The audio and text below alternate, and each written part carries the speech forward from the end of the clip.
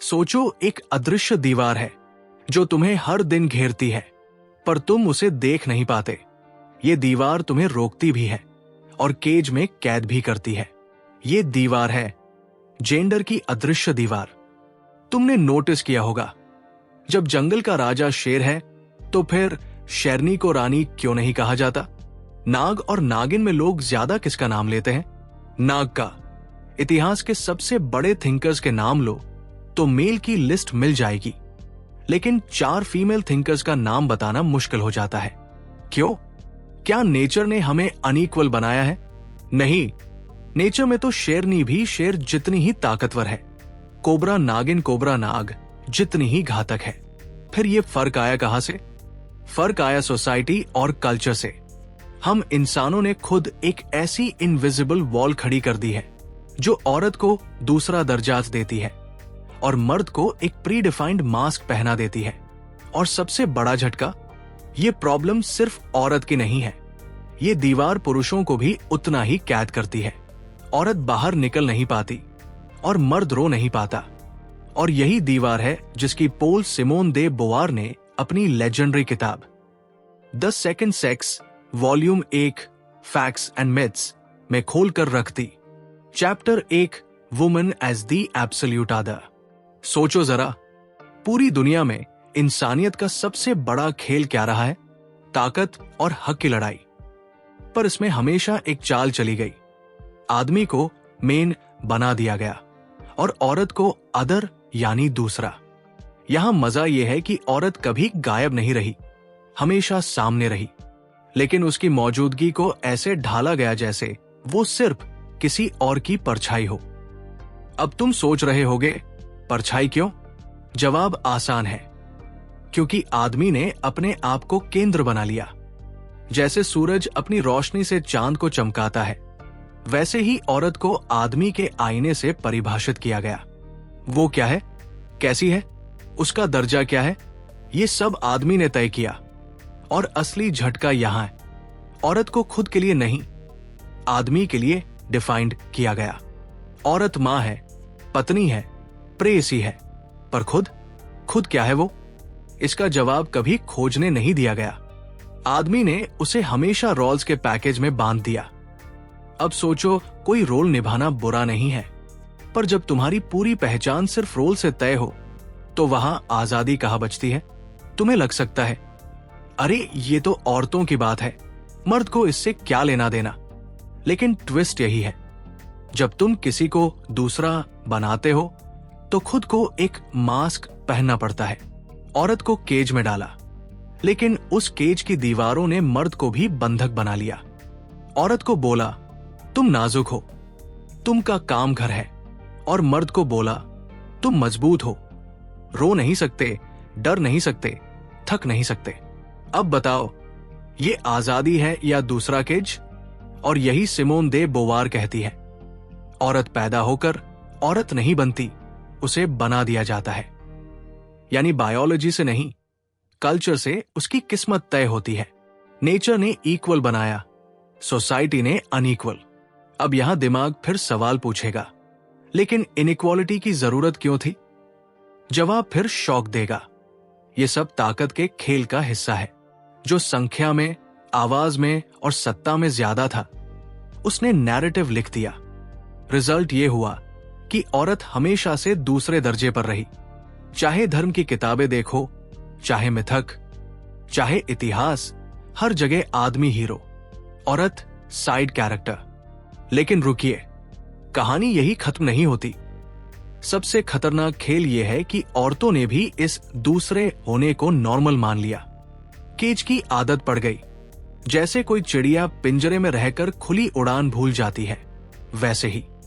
और यही सबसे गहरी चोट है। जब गुलामी तुम्हें नैसर्गिक लगने लगे, तो इस चैप्टर का सबसे डार्क सच यही है, औरत हमेशा दी अदर रही है। और ये सिर्फ आदमी की चालाकी से नहीं, बल्कि पूरी सोसाइटी की सोच से बना हुआ एक इनविजिबल सिस्टम है। अब सवाल यह है, जब यह सिस्टम इतना इनविजिबल है कि हमें दिखता भी नहीं, तो इसे तोड़ना कैसे मुमकिन होगा?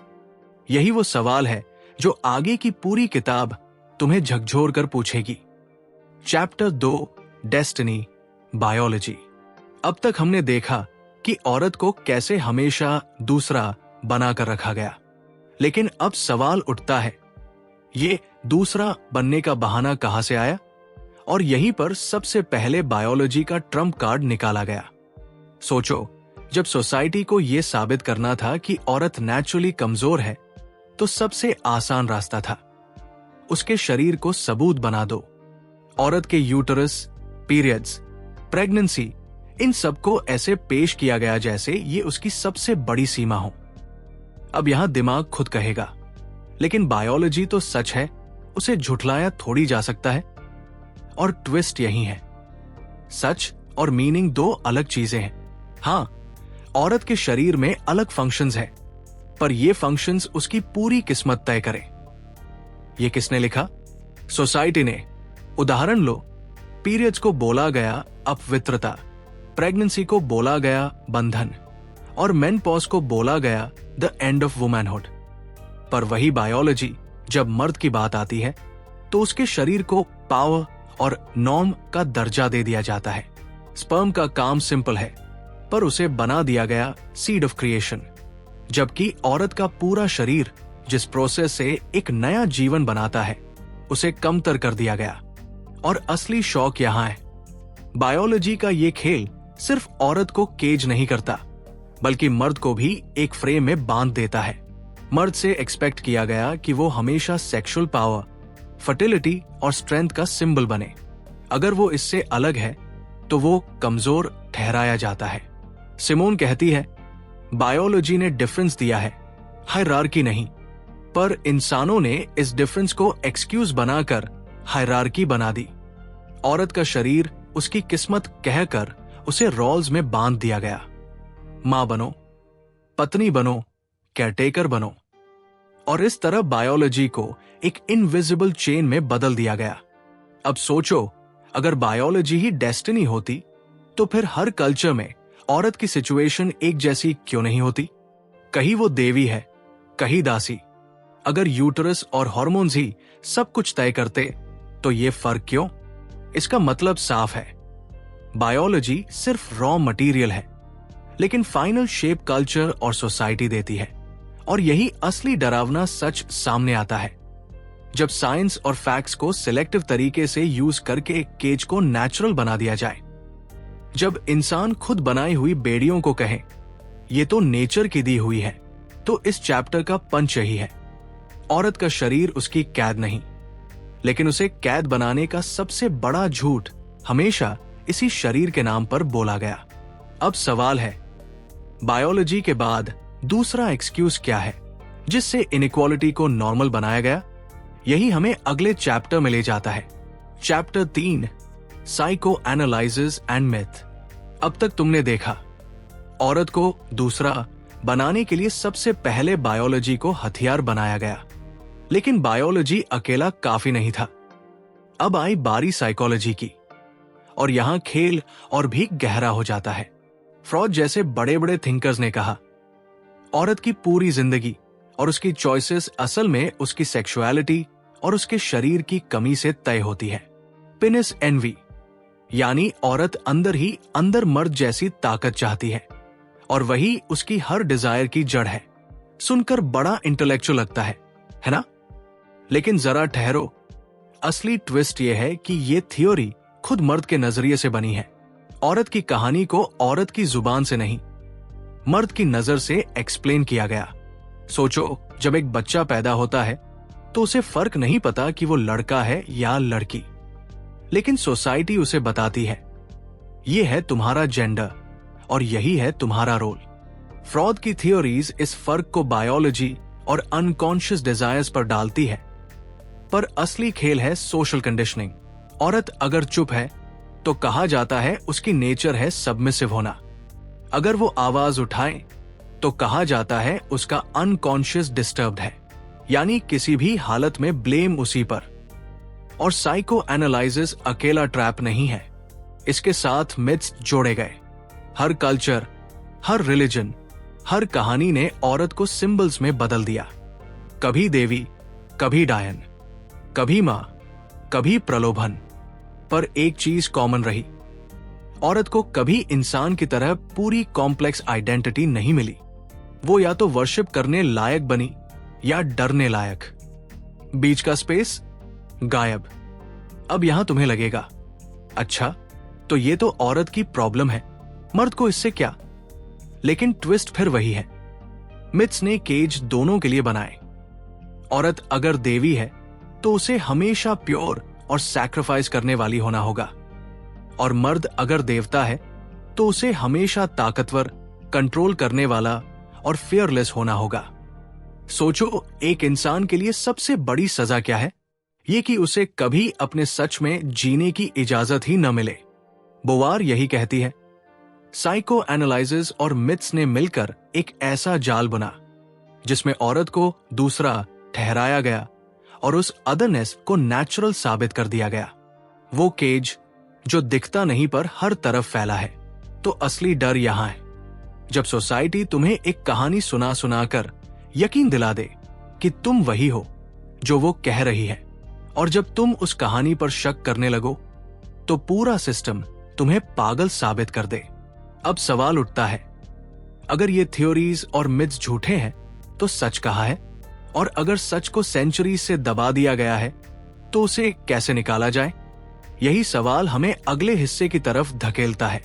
Chapter 4, history. इतिहास को अक्सर हम सच मान लेते हैं, जो लिखा गया वही हुआ। लेकिन असली शौक यहां है, इतिहास कभी न्यूट्रल नहीं रहा। ये हमेशा उस हाथ से लिखा गया जिसके पास ताकत थी, और वही हाथ ज्यादातर मर्दों के थे। सोचो, जब सभ्यता शुरू हुई, शिकार और खेती के दौर से लेकर आज तक, हमेशा रिसोर्सेज और पावर पर कंट्रोल रखने वालों ने अपनी कहानी बनाई। औरतें वहां थी, मेहनत कर रही थी, जी रही थी, बच्चे पैदा कर रही थी, पर उनके कंट्रीब्यूशन को इनविजिबल कर दिया गया, जैसे उनकी मौजूदगी बस बैकग्राउंड का हिस्सा हो। तुम सोच रहे होगे, लेकिन क्या औरतों ने कभी लड़ाई नहीं की, रेजिस्टेंस नहीं किया? पर ट्विस्ट यही है, उनकी लड़ाई को रेयरली लिखा गया। लिखी भी गई तो ऐसे कि लगे जैसे वो किसी असामान्य घटना का हिस्सा थी।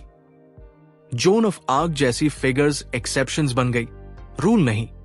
इतिहास ने औरत को रोल्स में बांध दिया, कभी देवी, कभी चुड़ैल, कभी मां, कभी प्रेसी। पर इंसान, बराबरी वाला इंसान, वो आइडेंटिटी कहीं दर्ज नहीं हुई। और यहां सबसे खतरनाक ट्रिक ये थी कि मर्द ने औरत की मेहनत को नेचुरल ड्यूटी कहा। बच्चे पैदा करना, घर संभालना, खाना पकाना, ये सब काम नहीं माने गए। रिजल्ट जो लिखा गया वो सिर्फ मर्दों की अचीवमेंट्स, और औरत वो सिर्फ कॉन्टेक्स्ट बन गई। अब ये मत सोचना कि ये सिर्फ पुराने जमाने की बात है। मॉडर्न हिस्ट्री भी मर्दों के नाम से भरी पड़ी है। जब भी साइंस, फिलॉसफी, पॉलिटिक्स का जिक्र होता है, नाम मोस्टली मेल। और किसी से पूछो कि 4 फीमेल थिंकर्स के नाम बताओ तो साइलेंस। ये साइलेंस इटसेल्फ सबसे लाउड प्रूफ है कि हिस्ट्री कैसे लिखा गया। बोवार का कहना है, औरत की कहानी इरेज नहीं हुई, बस लिखी नहीं गई। और यही इनविजिबिलिटी सबसे बड़ा इनजस्टिस है।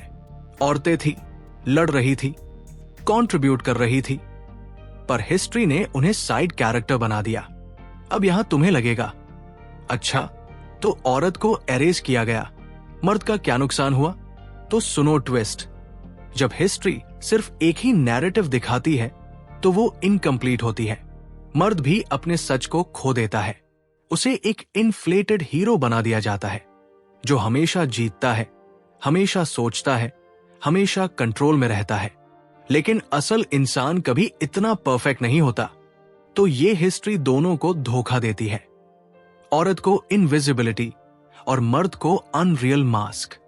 तो इस चैप्टर का सबसे गहरा सच यही है, हिस्ट्री वो नहीं जो हुआ, हिस्ट्री वो है जो लिखा गया, और जो लिखा गया उसने औरत को दूसरा बनाया।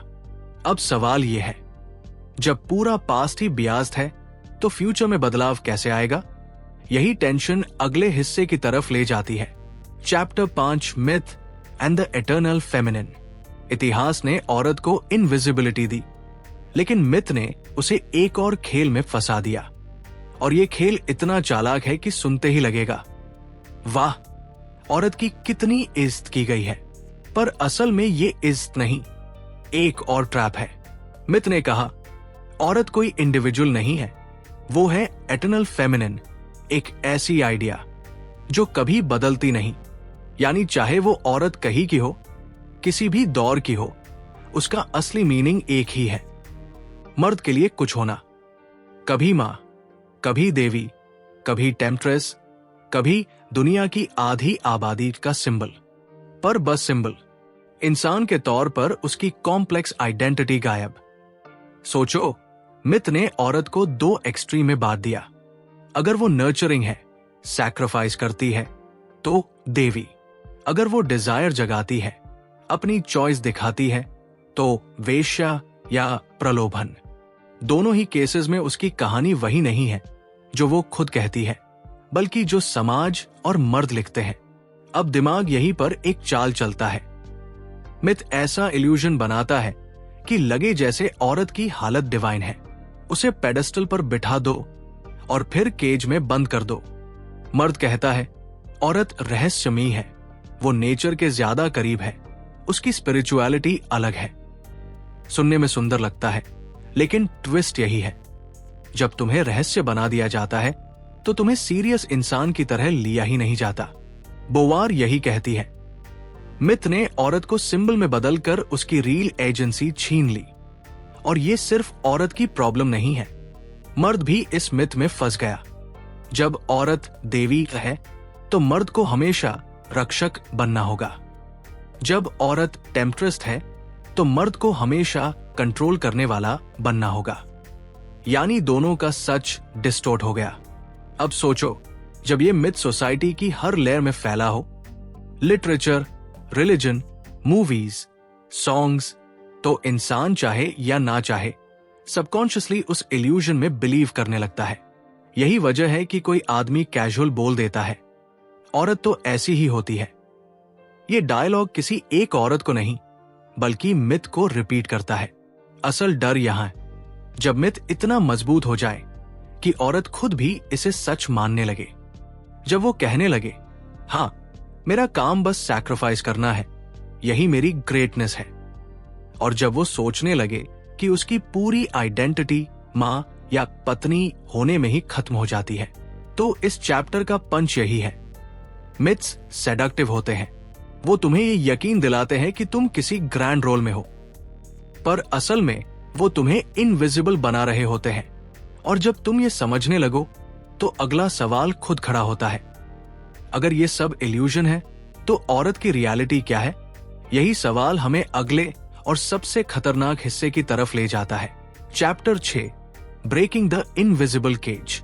अब तक तुमने देखा बायोलॉजी, साइकोलॉजी, हिस्ट्री और मिथ्स, सबने मिलकर औरत को दूसरा बनाया। ये केज किसी लोहे से नहीं बना, बल्कि आइडियाज, थ्योरीज और कहानियों से बना। और केज की सबसे खतरनाक बात यह है कि यह दिखता नहीं। जब दिखे ही नहीं तो लोग उसे तोड़ने के बारे में सोचेंगे कैसे? बोवार यहां सबसे बड़ा खुलासा करती है, औरत की कंडीशन नेचुरल नहीं है। यह कोई नेचर का रूल नहीं है कि मर्द डोमिनेट करेगा और औरत फॉलो। यह पूरी तरह सोसाइटी की बनावट है। कल्चर, लैंग्वेज, रिलीजन, फैमिली, हर जगह ये बात दोहराई गई ताकि सच हमेशा छुपा रहे। अब सोचो, ट्विस्ट, सेंचुरी से ये इल्यूजन इतना स्ट्रॉन्ग बना दिया गया है कि औरत खुद भी ये मान लेती है कि यही उसकी जगह है। वो खुद को स्मॉल समझने लगती है, खुद को सेकंड समझने लगती है। और यही सिस्टम की सबसे बड़ी जीत है। जब केज में बंद इंसान खुद ये सोचने लगे कि केज ही उसका घर है। लेकिन बोवार यही पर सिस्टम को चैलेंज करती है। वो कहती है, औरत का दूसरा होना कोई कॉस्मिक ट्रूथ नहीं, ये एक पॉलिटिकल और सोशल चॉइस है। और जो चीज बनाई गई है उसे बदला भी जा सकता है। सवाल बस ये है, क्या हम ये इल्यूजन देखने की हिम्मत रखते हैं? ये सिर्फ औरत का सवाल नहीं है, ये इंसानियत का सवाल है। क्योंकि जब आधी आबादी को केज में रखकर बाकी आधे को हीरो बनाया जाता है तो दोनों का सच मरता है। औरत खो देती है अपनी फ्रीडम और मर्द खो देता है अपना असली इंसान होना। सोचो, अगर सोसाइटी हर पल तुमसे कहे कि तुम हमेशा स्ट्रांग रहो, कभी वल्नरेबल मत बनो, कंट्रोल हमेशा तुम्हारे हाथ में हो, तो क्या वो सच में आजादी है या वो भी एक और केज है? बोवार का फाइनल पंच यही है, जब तक औरत को दूसरा माना जाएगा तब तक मर्द भी अधूरा रहेगा। और यही रीजन है कि ये लड़ाई सिर्फ औरत की नहीं है, ये लड़ाई उन सबकी है जो सच को इल्यूजन से अलग करना चाहते हैं। तो इस पहले वॉल्यूम का कंक्लूजन यही है, केज टूट सकता है, लेकिन पहले हमें यह मानना होगा कि केज है वो दीवार जो दिखती नहीं, वही सबसे खतरनाक है, और बोवार हमें मजबूर करती है उसे देखने पर। अब असली सवाल यही है, अगर सच इतना दर्दनाक है तो अगला कदम क्या होगा? क्या केज तोड़ना पॉसिबल है? और अगर पॉसिबल है तो किस कीमत पर? तो अब जरा पीछे मुड़कर देखो। वॉल्यूम 1 ने हमें स्टेप बाय स्टेप दिखाया कि औरत को दूसरा कैसे बनाया गया। पहले चैप्टर ने साफ किया, बायोलॉजी कोई डेस्टिनी नहीं है। सिर्फ बॉडी और बायोलॉजी ये डिसाइड नहीं करते कि इंसान कौन है, पर सोसाइटी ने औरत के शरीर को ही उसकी पूरी पहचान बना दिया। फिर साइकोलॉजी और साइको एनालिसिस ने कहा, औरत अधूरी है, औरत मेल की कमी है। लेकिन असल में ये थ्योरीज खुद बियास थी। वो खुद उसी सोसाइटी से निकली थी जिसने इनइक्वालिटी बनाई थी। इतिहास ने दूसरा वार किया, उसने औरत को पूरी तरह इनविजिबल बना दिया। कंट्रीब्यूशन तो था, पर लिखा ही नहीं गया। लिखी गई सिर्फ मेल की कहानी, और ये इनकम्प्लीट हिस्ट्री दोनों को धोखा देती रही, औरत को भी और मर्द को भी। उसके बाद मिटाया, औरत को सिंबल बना दिया, कभी देवी, कभी चुड़ैल, कभी टेम्प्ट्रेस। इंसान नहीं, सिर्फ रोल। और जब रोल ही आइडेंटिटी बन जाए तो इंसानियत गायब हो जाती है। और फिर आखिरी चैप्टर ने सबसे गहरा सच बताया, ये सब नेचुरल नहीं है, ये केज इंसानों ने बनाया है आइडियाज और इल्यूशन से। और सबसे खतरनाक पॉइंट यही है, जब औरत खुद इस इल्यूजन को सच मान लेती है तो केज और मजबूत हो जाता है। बोवार का फाइनल कॉल यही है, ये सिर्फ औरत की प्रॉब्लम नहीं है, ये पूरी इंसानियत की प्रॉब्लम है। क्योंकि जब तक आधी आबादी को सेकंड माना जाएगा तब तक बाकी आधी भी इनकम्प्लीट रहेगी। तो वॉल्यूम 1 हमें मिरर दिखाती है, ये केज दिखाने के लिए, ये इल्यूजन एक्सपोज करने के लिए। और अब अगला सवाल वॉल्यूम 2 में उठेगा, अगर ये सच है तो औरत इस केज से बाहर कैसे निकलेगी? उसकी जर्नी कैसी होगी? और क्या सच में आजादी पॉसिबल है? तो दोस्तों, ये था the second sex volume 1 facts myths का पूरा सफर। अब सवाल तुम्हारे लिए है, क्या तुमने कभी अपने आसपास ये इनविजिबल केज महसूस किया है? क्या तुम्हें भी लगता है कि ये सिस्टम सिर्फ औरतों को ही नहीं, मर्दों को भी बांध देता है? अगर हाँ, तो अपनी सोच और एक्सपीरियंस नीचे कमेंट में जरूर लिखो, क्योंकि डिस्कशन ही पहला कदम है इस इल्यूजन को तोड़ने का।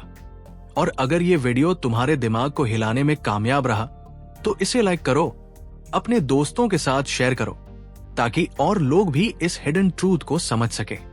और हाँ, सब्सक्राइब करना मत भूलो, क्योंकि वॉल्यूम 2 आने वाला है, जहां हम बात करेंगे केज तोड़ने के तरीकों की। और बिलीव मी, वो पार्ट और भी ज्यादा शॉकिंग होगा। तो जुड़े रहो और याद रखो, जब तक हम इल्यूजन को चैलेंज नहीं करेंगे, सच सामने नहीं आएगा।